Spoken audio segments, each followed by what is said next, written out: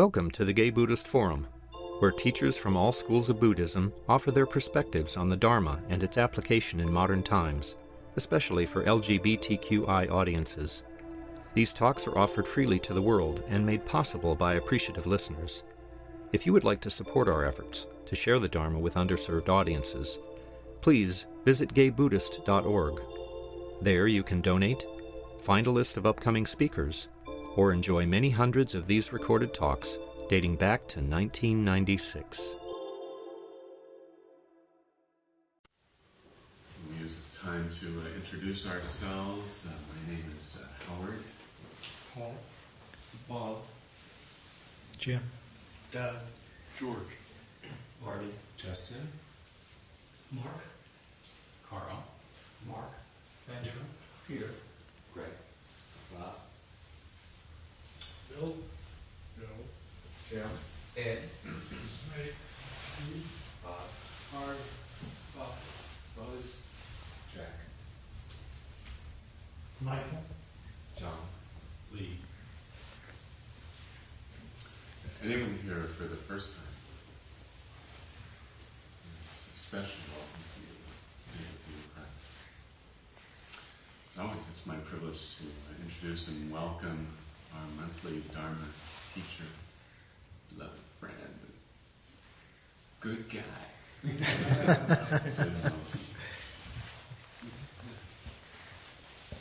I have a handout this morning. I'd like to begin with, I didn't bring enough, so some people will have to share these. So if you could do that side of the...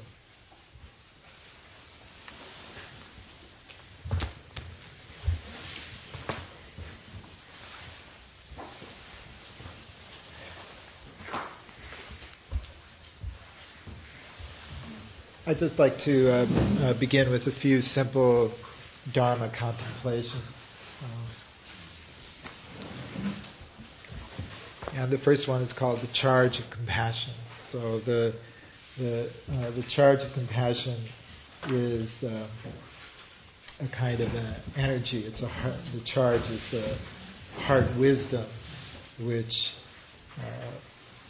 makes you aware that compassion is present. That's how you know compassion is present. The charge of compassion is gratitude. Okay? So the charge of compassion is gratitude. So we start out with this. I'll read the charge of compassion aloud, and everyone comes in together on the line in italics. In gratitude we make. The charge of compassion. By the caring of Kuan Yin and the laughter of Hotai, we meet. In gratitude, we meet. By the infinite number of enlightening ones in all the multiverses, we meet. In gratitude, we meet. By the sun and moon, we meet. In gratitude, we meet. By the planets and stars, we meet. In gratitude, we meet. By the wind and rain, we meet. In gratitude, we meet. By the birds of the air, the beasts of the land, and the creatures of the sea, we meet. In gratitude, we meet. By the forests and grasses, we meet. In gratitude, we meet. By the oceans and rivers, we meet. In gratitude, we meet. By the grace of our ancestors, the benevolence of the lineage, and the kindness of all people, we meet. In gratitude, we meet. In perfect freedom, in perfect trust, in perfect joy, perfect love, we meet in the endless circle of compassion. In gratitude, we meet.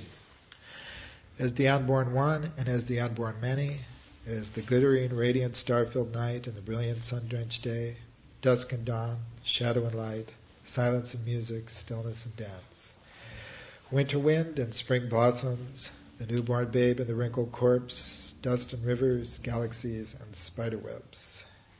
Numberless the manifestations of compassion, unborn the origin and the end.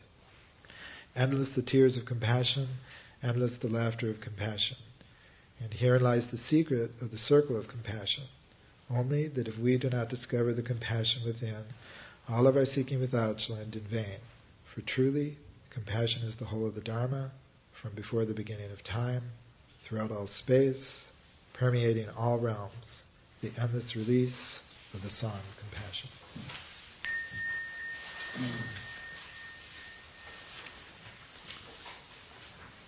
So on page 3, it's the 3 refuges which we'll recite together. The first group is a straight translation of the refuges. The second group is a looser translation. The third is the refuge formula in Pali, and then back to a straight translation.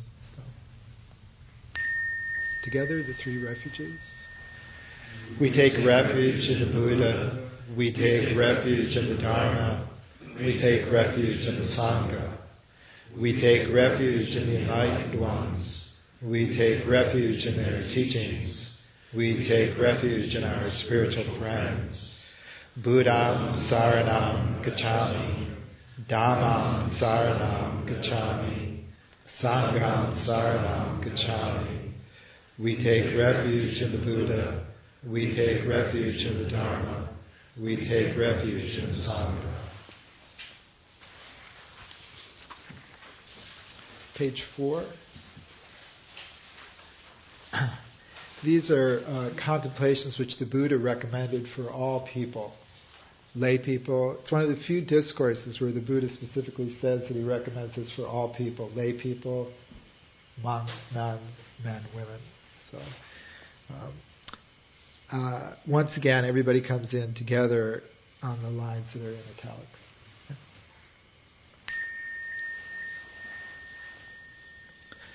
These are the contemplations for everyone. We take this moment to recall, I am of a nature to grow old, I am of a nature to become ill, I am of a nature to die. I must at some time be separated from all that I hold dear. I am the heir of my own deeds. I am of a nature to become enlightened. I am not the only one to grow old. All are of a nature to grow old. I am not the only one to become ill. All are of a nature to become ill. I am not the only one to die. All are of a nature to die. I am not the only one who must be separated from all that is dear. All are of a nature to be separated from all they hold dear. I am not the only one who is the heir to my own deeds. All are heirs of their own deeds. I am not the only one who will become enlightened. All will become enlightened. Knowing this, the way appears and the path emerges.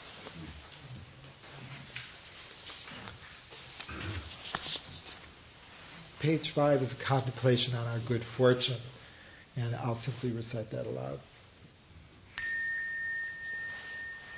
Contemplating our good fortune.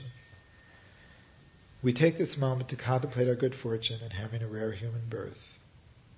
We take this moment to contemplate our good fortune in having a sound mind and body.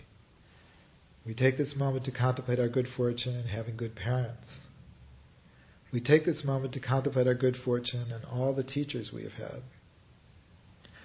We take this moment to contemplate our good fortune in living in a time and place of relative peace and prosperity. Such an auspicious time and place is very rare. We take this opportunity to contemplate our good fortune at encountering the Dharma, the way to liberation, and the cessation of all sorrow. Such a combination of good fortunes is very rare, very difficult to find.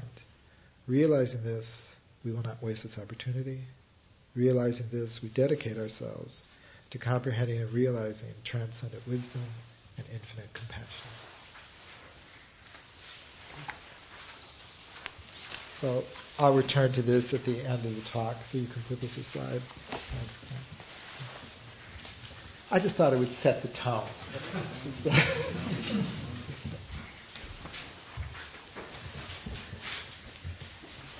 If my recollection is correct, last month I concluded the opening verse of the 37 practices of the Bodhisattvas. Did anybody keep notes? Am I right? So, I think that's correct.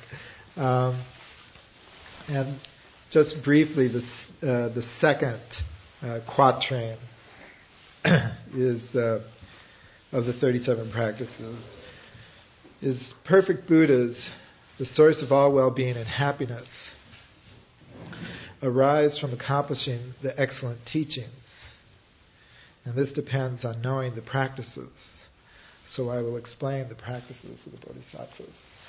So this is the author telling you his purpose in writing these verses. So I just want to make two brief comments on this, and that is the line, perfect Buddha is source of all well-being and happiness. So it's important to have an ideal to give one a direction in one's practice. So a perfect Buddha is an ideal that we strive to emulate and to copy. It's like if you think of if you're beginning to learn a musical instrument, you have in your mind the ideal that you're striving for. Like say you're learning the guitar, the classical guitar, Segovia is in your mind. I'd like to play like Segovia. Maybe you will, maybe you won't, but there's this ideal that gives you an overall direction. So if you're learning how to play tennis, baseball, one of the motivations is you have some kind of ideal to strive for. So that's the reason that verse is there, is to give you a sense of direction. Otherwise, it's sort of like, well, should I go this way or should I go that way? Should I do this? Should I do that? So it's not real clear. The disadvantage of the ideal can be that if the ideal is presented in terms that are cosmic, it's sort of like I could never live up to this. I can never be. Some of the sutras depict Buddhas and Bodhisattvas in such celestial and cosmic terms that it's difficult for us to relate to them. And that's the function of the path. That's the function of the path in the Dharma. It's the function of the path in learning anything. So when I first many years ago, let's not count. When I was starting learning classical guitar, the idea that I could play certain pieces would have been I didn't believe it. But my teacher believed it. My teacher believed that I was capable of doing that. So that's one of the reasons of plugging into a good teacher. You may not believe that you're capable of realizing compassion. You may believe that you're not capable of realizing wisdom, but a good teacher knows that all human beings have that capacity, and can see that and nurture that. So the part of the importance of the path is you have little signals. Oh yeah, I do understand this. Whereas 2 years ago I didn't. Oh yeah, now I understand from my meditative experience what they were getting at when they were talking about vastness.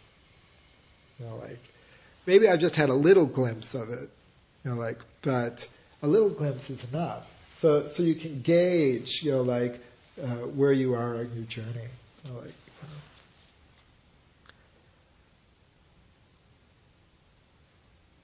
Are there any questions or comments on that?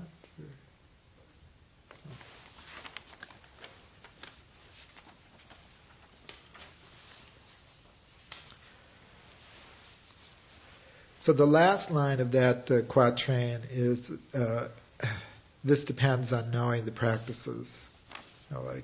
So I will explain the practices.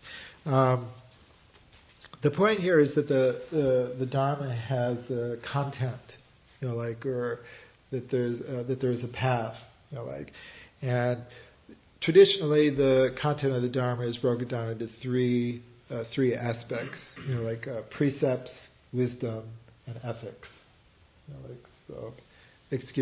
Precepts and ethics are the same. So meditation, wisdom, and ethics. Are the sort of the three traditional categories in which all the teachings of the Dharma could be placed into those three categories. So there are many different Buddhist traditions, and some traditions will emphasize one over the other, or do one first and then the other. Some Buddhist traditions, for example, emphasize precept training first. That's considered foundational. So Theravada Buddhists, for example, would emphasize that Like other Buddhist traditions would emphasize the meditation aspect first. So it's typical, for example, in Zen, that the first thing you would be taught to do is how to meditate. Like taking the precepts often comes for Zen practitioners after learning how to meditate. But still, there's an understanding of these three aspects operating, those three broad understandings.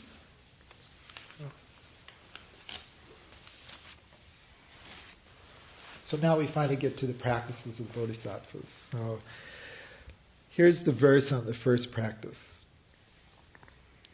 Having gained this rare ship of freedom and fortune, hear, think, and meditate unwaveringly, night and day, in order to free yourself and others from the ocean of cyclic existence. This is the practice of Bodhisattvas. So the first practice is meditation.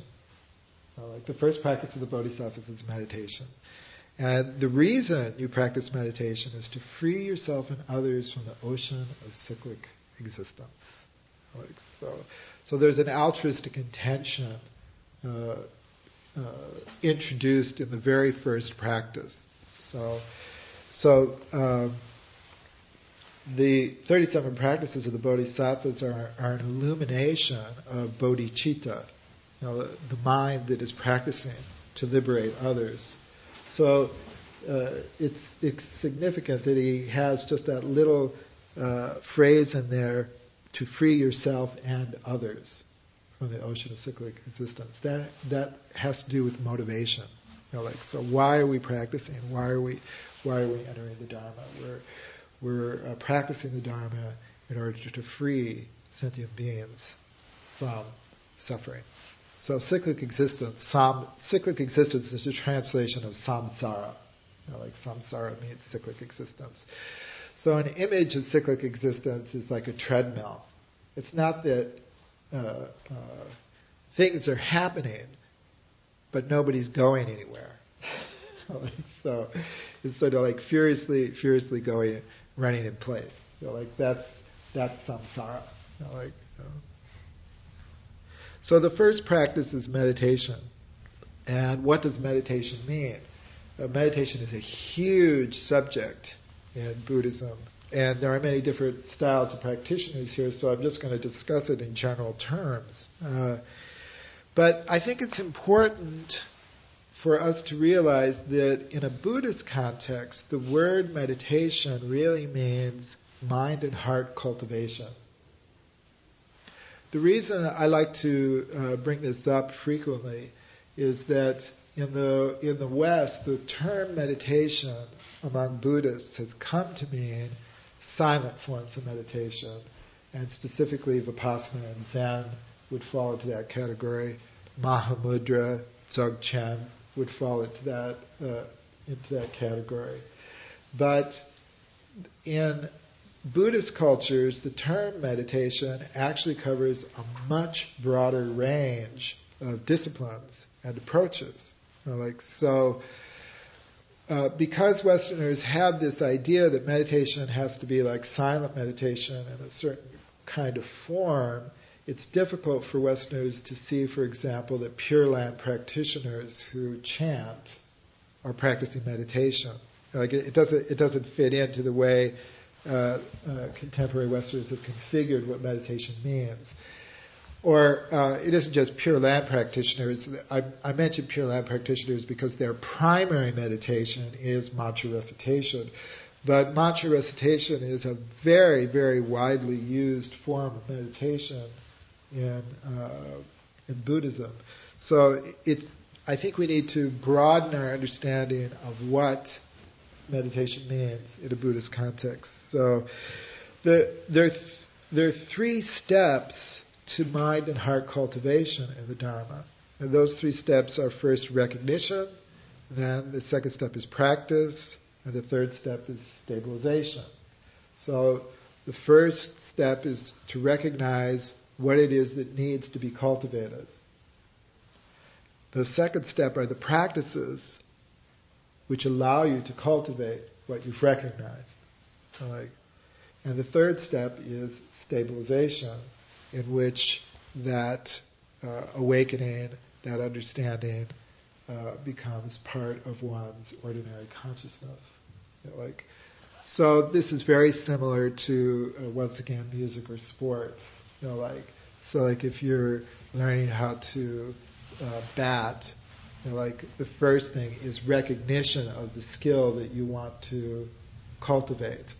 I want to learn this, how to hold the bat. Then the second step is to actually practice swinging the bat. And then stabilization occurs where you don't have to have a coach hovering over you every single time. You pick it up to remind you, of what's what you're attempting to do. So if you recall, if you keep in mind those three steps, then you can see how this applies to. That's the process of meditation in a Buddhist context in terms of cultivation.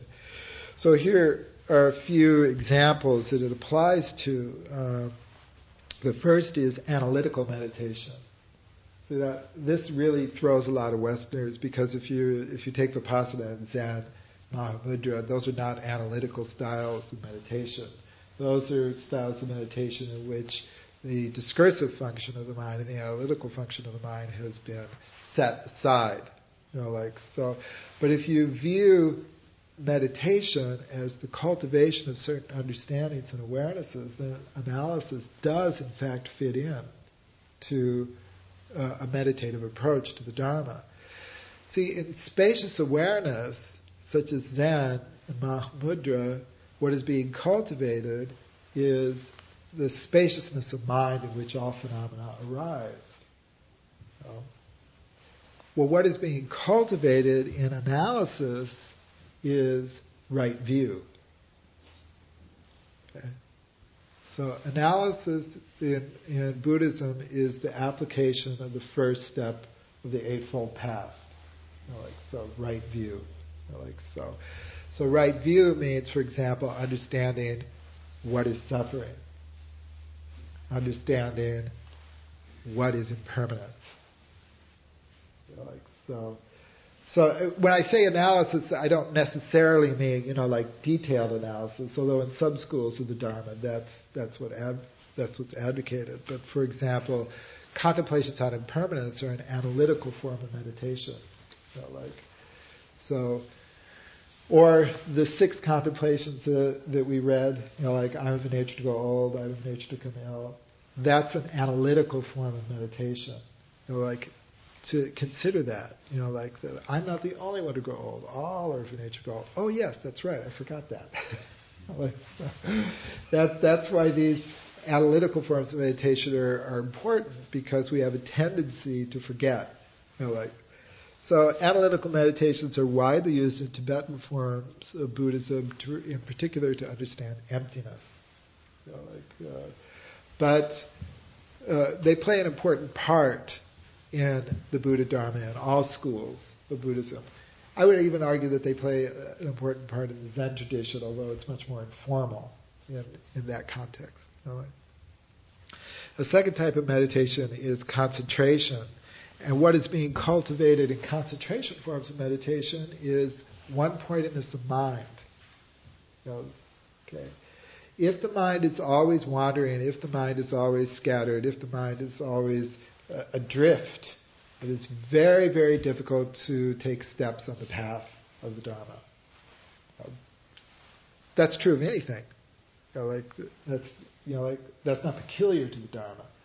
So, concentration practices create a habit of mind that is able to focus, retain, and dwell in certain truths that are not available to the habitually distracted mind. So that's the function of insight meditation. There are many, many forms of concentration practice. I actually see mantra recitation is a form of concentration practice also, because the object of concentration is very one-pointed. It creates that one-pointed mind. A third type of meditation is the cultivation of spacious awareness, which I already mentioned. And that's the sort of the specialty of Zen, Mahamudra, and other forms of meditation. So what's being cultivated is spaciousness of mind, spaciousness of mind and heart, or the endlessness and vastness, not only of existence as such, but of our true nature. So there's a sense in which one of the causes of suffering for the human consciousness is the sense of constriction, contraction. It's almost a claustrophobic feeling, the sense of limitation that we feel about ourselves. So awakening to spacious awareness is awakening to the deathless realm, which has no limit, which is boundless. So that's its function, is to cultivate that awareness and that understanding. Another type of meditation is ethics. Taking the 5 core precepts of the Buddha Dharma, non-harming, non-stealing, non-sexual misconduct, non-lying, and non-intoxication. If one cultivates those 5 precepts, one can go very, very far on the path of the Dharma, just by practicing the 5 precepts. It's a very, very rewarding approach to the Dharma. It's very, very rich and multifaceted. But it's a path. It's a form of cultivation. So non-harming, the mind that does not wish to harm others, arises spontaneously within all beings. So a good teacher can, point to instances where that mind has arisen spontaneously for you. So that's recognition. That's recognition. Then it's possible to cultivate that mind of non-harming through many practices that the Dharma has to offer. And then the relating to the world from the perspective of non-harming will become habitual, and that's stabilization. And similarly for the other 5 precepts. And the 5th kind of meditation I'd like to mention is what I call cultivating heart wisdom, which is the wisdom which realizes the interconnectedness of all existence, which is grounded in the Buddha's primary realization of dependent origination. And the primary means for cultivating heart wisdom in the Dharma is the 4 immeasurables, cultivating the 4 immeasurables. Cultivating love, compassion, sympathy, and equanimity. Are there any questions or comments on meditation? Or, does it seem like a good idea?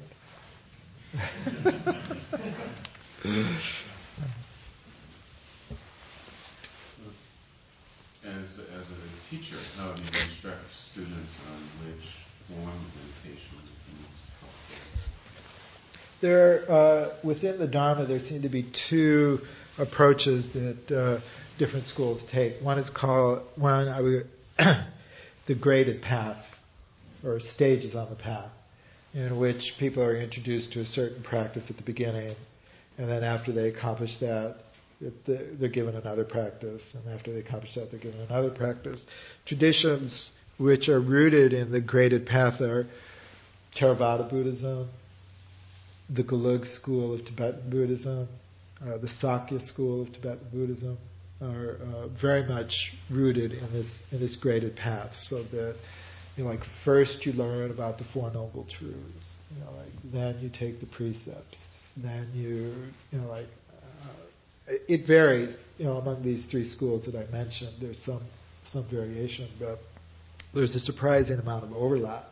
Like it's interesting from this perspective. Like normally the Tibetan Buddhism and Theravada Buddhism are considered sort of divergent. But if you look at them from the idea of the graded path, they share an awful lot of like what comes first, what comes second. And then there are those practices which I call single focus, single focus practices, and that would include Zen, Pure Land, and Nichiren Buddhism would be the three big examples of single focus or single practice approaches. So that in all three of those schools, you're introduced to a practice, meditative form, at the very beginning. Like everything else comes after that in a not very systematic way. Like so that if you the idea is that say the Zen tradition that I'm most familiar with, like so sitting in Zazen is the primary practice.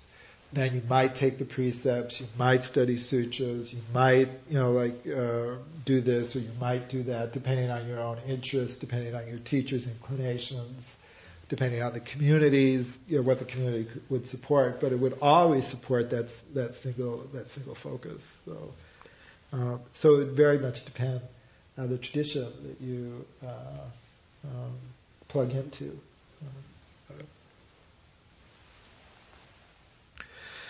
So the methodologies of meditation there's two primary methods of methodology in meditation in a Buddhist context.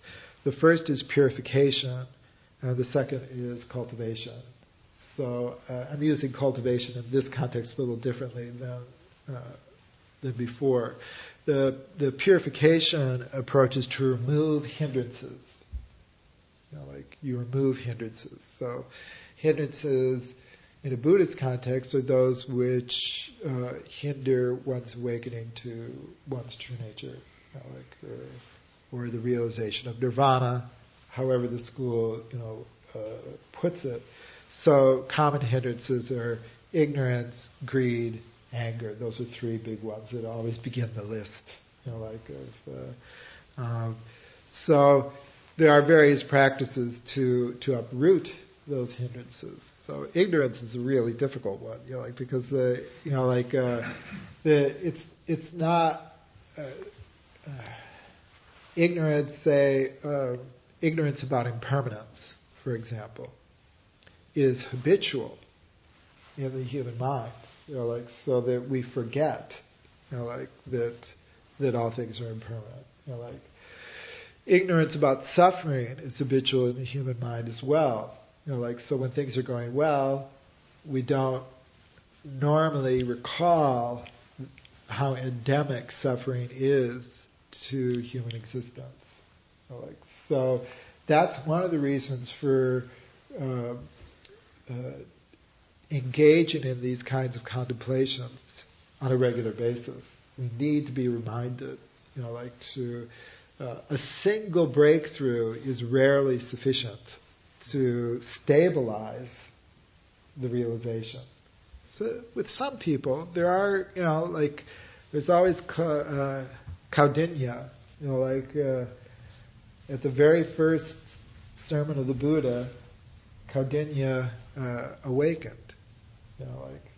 So the Buddha taught the Four Noble Truths, and after the Buddha gave this sermon, Kaudinya, one of the five former associates, says to the Buddha, I understand.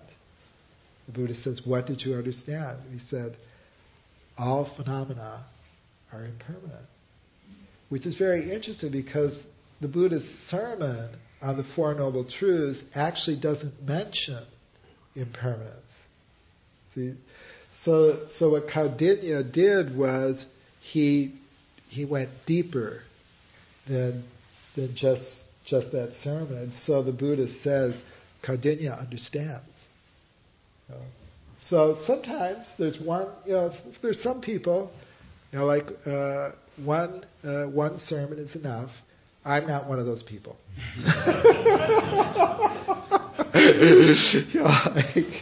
I need to be told over and over and over and over again. Like kalpas. I need kalpas. So, so that's maybe some of you are luckier. And the cultivation aspect is to, after recognition, is to cultivate those qualities which are expansive and either are an aspect of realization of themselves or they lead to realization. So the cultivation of the four immeasurables, for example, ultimately leads to an experience of the immeasurable itself. That's why they're called the four immeasurables. So if you cultivate immeasurable love and immeasurable compassion, what you realize at a certain point is that there's an aspect of one's existence that is immeasurable. And that's the awakening that the four immeasurables can lead to or open one to. So another common cultivation in Buddhism is dana, generosity. Generosity is very much encouraged, in the Dharma, to give freely. So why should one give freely? Well, if one practices dana, one begins to realize the gifting nature of existence. One's existence is a gift. That has come, everything comes to one as a gift. Like my parents, brought me into this world. That was a gift. So it awakens one to that endless gifting nature of existence. So that the cultivation of dana can lead to that awareness and that understanding. So if you look at the Dharma as a garden, the purification aspect is like taking out the weeds, and the cultivation aspect is like growing the lotus of the Dharma, in the garden, and helping it along, sort of like that. So it's just a little metaphor to help us understand. So, okay, let's go to the second practice. This is wonderfully appropriate for this time. Attached to your loved ones, you're stirred up like water. Hating your enemies, you burn like fire. In the darkness of confusion, you forget what to adopt and what to discard. Give up your homeland. This is the practice of bodhisattvas. It's really quite intense. And it goes back to the Buddha's great renunciation.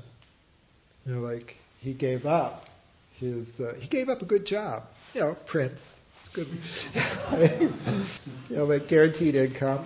Of course, rulers, live in a paranoid world because there's always someone out for their power. So, but in any case,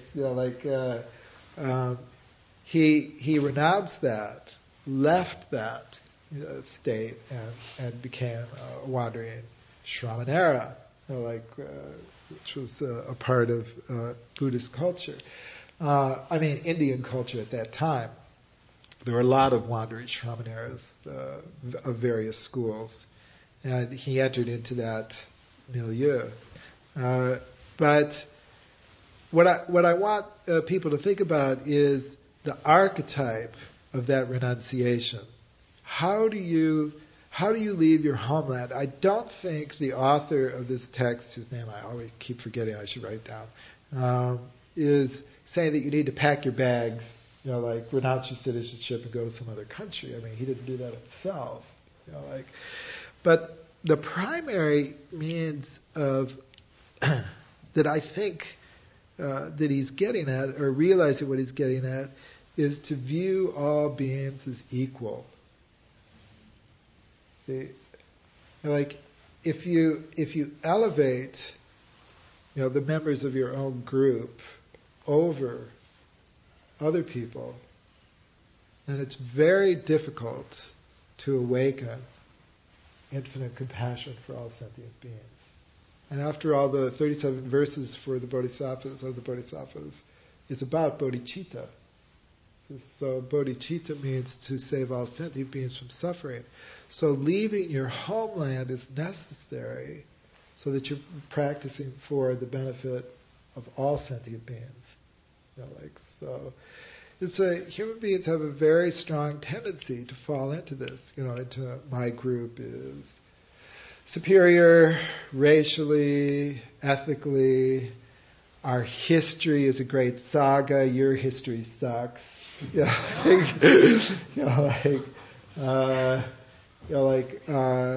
produced the greatest intellects. The people you claim as intellects, you could, give me a break. They wouldn't have made it through junior college. It's that kind of comparison is very, very, very typical. And there's a lot of pressure, social pressure, to conform to that storyline, to regard that as objectively true. So how do you see all beings as equal?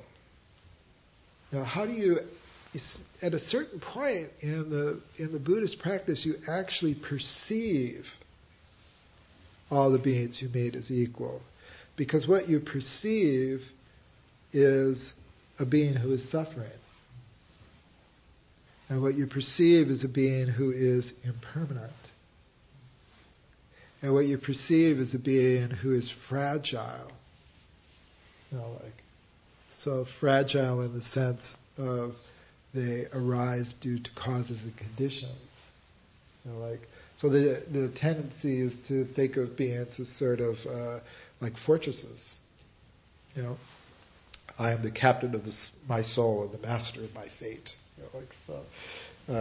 And when that idea is operating, you think of yourself as a fortress and you think of other people as a fortress. So you don't think of them as fragile. So your behavior is affected by that. And you begin at a certain point to see all beings as empty, empty of self-nature, and vast in their emptiness. So there's a wonderful chapter from the Lotus Sutra. I can't remember the number of the chapter, but it's called Bodhisattva Never Despising. So all he did this was his practice. He saw that all beings had Buddha nature. Saw their Buddha nature. So he would go up to them and he would bow to them. He says, one day you will become a Buddha. So he was harassed by this. How dare you say that? Get away from me. And sometimes sticks were thrown at him. But he would dodge them, run away, and say, I will never despise you because I know that you one day will become a Buddha. And that was his practice. And so one, you know how the sutras are, in a couple of kalpas he became a Buddha and saved zillions of people. But it's a very wonderful chapter, because that capacity to see all sentient beings from that perspective leads to awakening. Or is a seed for awakening. It's one of my favorite discourses. Yeah, this might be a good time for a question. Question? Or two? I still have such a block about, looking around and seeing everyone is empty, particularly in China, at a Buddhist temple, behind the main Buddha was a hallway of various, maybe 24 different statues that seemed like different sub-personalities of Buddha nature. Uh-huh. I didn't get a sense of emptiness. I got a sense of vast range of quality. You see what I mean? Yes. Emptiness does not mean lacking in particularity. I understand why you inferred that. It's because I said if you see all beings as the same, then you're not seeing their particularity. I can see this. The light in everyone is the same. Right. Is that what you mean? Yes. Oh, thank you. So, but also, one of the things that all beings have in common is their particularity. So that's one of the reasons why nirvana is samsara and samsara is nirvana. It's because, using the perfection of wisdom, particularity does not differ from emptiness. Emptiness does not differ from particularity. All things arise due to causes and conditions, since the causes and conditions which give rise to things are unique in each case. Each thing which arises is also unique. That is their emptiness. Their uniqueness is their emptiness. If they were not empty, there would be no uniqueness. So it's their version of emptiness. Yeah. So, I think the 24 statues you're referring to, incidentally, are probably the 24 Buddhas of previous eons. So the number 24, would probably refer to that, which are spoken of in the Buddhavamsa, Chronicle of the Buddhas. So the first one would be Dipamkara Buddha. Dipamkara means light bringer, and 4 million incalculable eons ago, the person we know as Shakyamuni was someone named Siddhana, who met the Buddha Dipamkara, and he decided that he wanted to enter into the practice in order to awaken and save countless sentient beings. That was the first appearance of bodhicitta in the mind stream of Siddhana / Shakyamuni. And it is because of the appearance of bodhicitta at that time that 4 million incalculable eons later, Shakyamuni was born in this eon, Bhadrakalpa, as the fourth Buddha of this eon. One of the things I really love about the Buddhist discourses is their expansive sense of time. So I thought I would just relay that little story for you.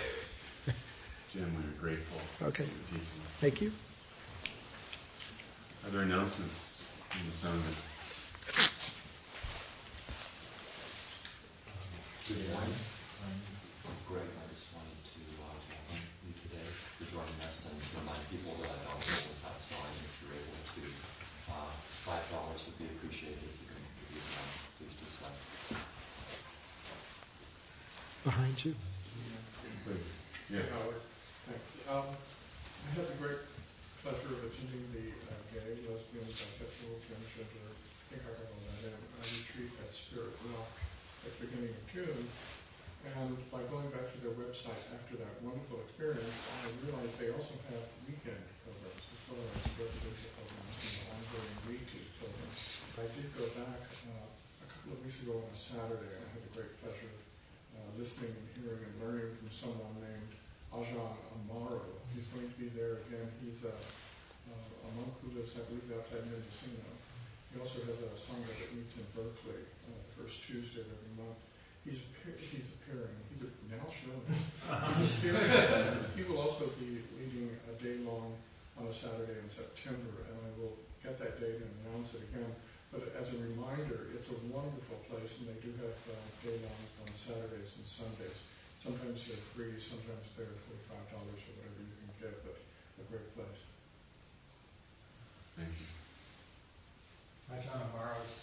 website is abadagiri.com. That's the monastery name in Mendocino. What's the name? Abadagiri. Thank you. We have our retreat coming up the first weekend after Labor Day. I went last year. It was a wonderful experience. And we have our teacher, Dharma talks.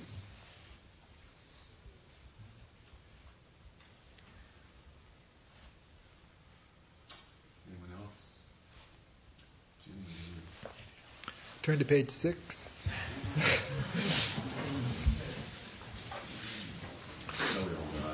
No. Yes.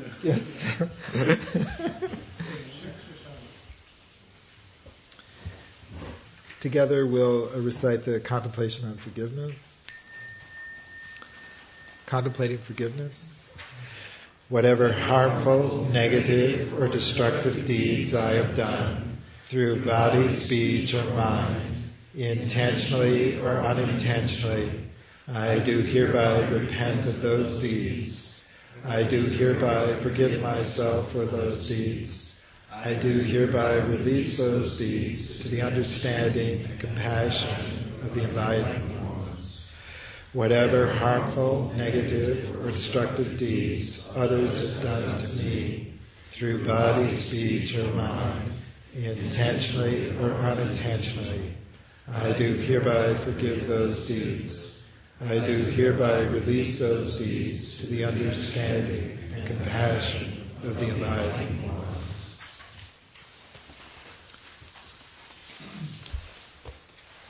And I'll read aloud the Contemplation on Kindness and Caring. With every act of kindness, the way grows clearer. With every act of caring, the way grows smoother. We rejoice in every act of kindness, great or small, near or far, known or unknown, ordinary or extraordinary. We rejoice in every act of caring, great or small, near or far, known or unknown, ordinary or extraordinary. May kindness and caring blossom within us and within all people. May wisdom and compassion blossom within us and within all people. May gratitude and serenity blossom within us and within all people. Day after day, week after week, month after month, year after year, life after life, as we attain the unexcelled peace, serenity, and bliss of Nirvana. And together, the Song of Heart Wisdom. The Song of Heart Wisdom.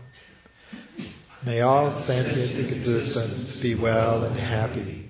May all sentient existence be free from suffering and the causes of suffering. May good fortune fill all the days of all the lives of all sentient existence. May all sentient existence dwell forever in the limitless realm of the ever-present peaceful heart and serene mind. Sentient beings are numberless. I vow to save them all. The hindrances are inexhaustible. I vow to extinguish them all. The teachings are innumerable. I vow to learn them all. The way of the Bodhisattva is unattainable. I vow to attain it. The way of the Buddha is unsurpassable. I vow to realize it. Whatever merit we have earned since beginning this time, we do hereby freely offer this merit to all sentient existence. Whatever merit we have earned from this morning's contemplations, we do hereby freely offer this merit to all sentient existence. Thank you.